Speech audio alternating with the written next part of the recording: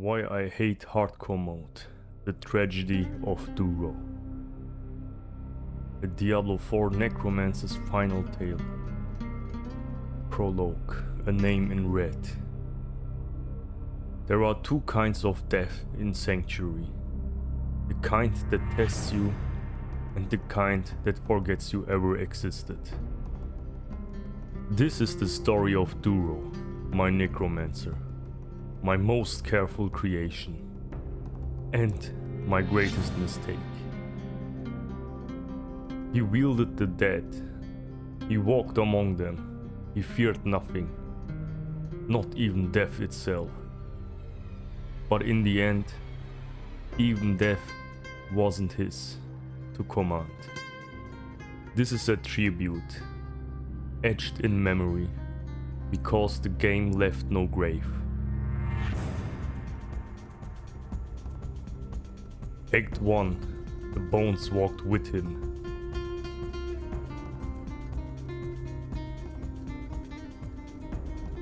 Duro wasn't special, not at first. He arrived in Sanctuary naked, underpowered and uncertain.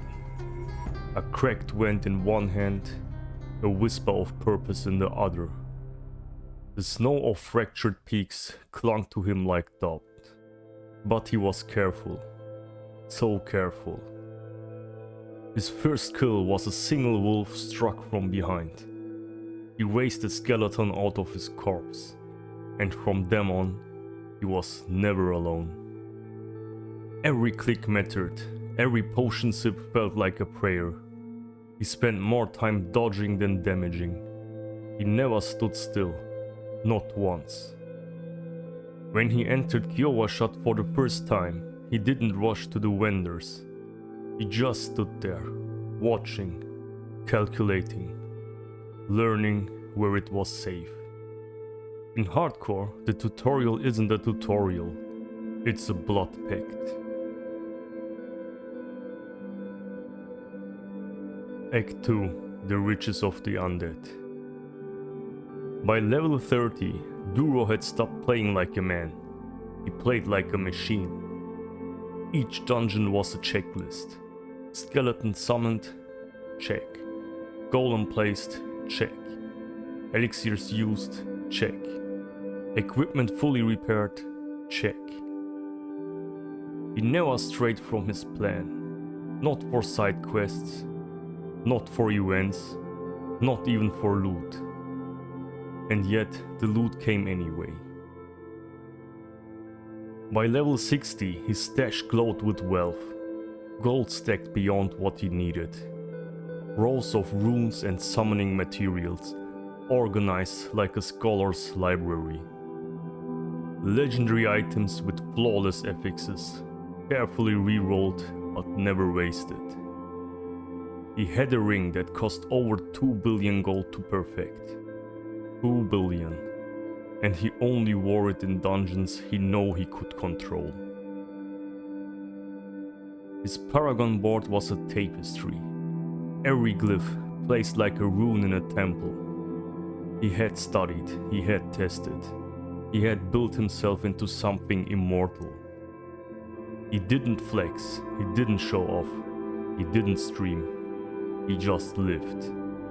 And in hardcore, that was enough.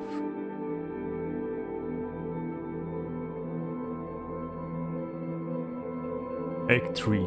The mistake I didn't see coming. A casual nightmare dungeon. I remember even the name of the zone. I remember the affixes. They were tame. Nothing explosive, nothing unfair. Just another run, just another loop in the routine. He entered as always. Golem first, skeletons behind. Corpse explosions ready. The pulls were clean. The corridor was narrow. 2 elites, one ranged, one melee. He cast Blood Mist, his last line of defense. And then, the game blinked.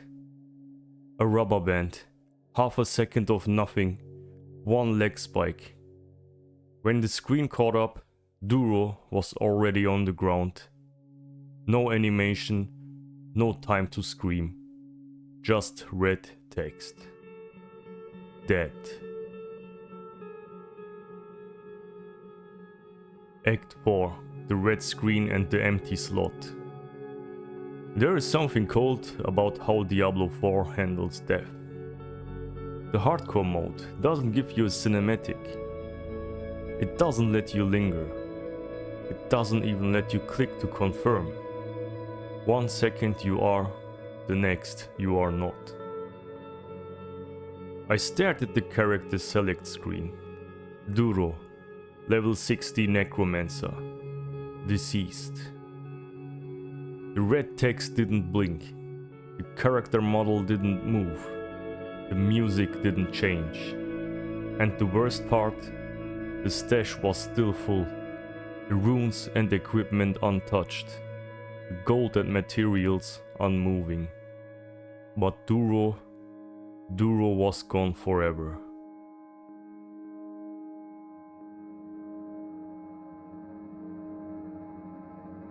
Act 5. The illusion of control. Hardcore promises you meaning, consequence, and purpose. But what it really gives you is a false sense of mastery. You think you are in control, you play careful, you optimize, you survive hundreds of hours, but you don't get to choose how you die. Not in this world. See, I didn't die because I got greedy. I didn't pull too much. I didn't forget the cooldown. I died because the game blinked. Because the internet wobbled. Because reality doesn't pause for preparation. And in hardcore, that's all it takes. Act 6. Why I'll never do it again. People say hardcore makes you better. That it teaches discipline. It does, but it also teaches fear. It teaches you to play safe, not smart. To avoid risk, not manage it. To hide from the fun, not engage with it. Hardcore doesn't reward you for surviving. It only punishes you for dying. And when you do die, what inevitably will happen, it takes everything from you. Not just your gear, but your gold, your materials, your time.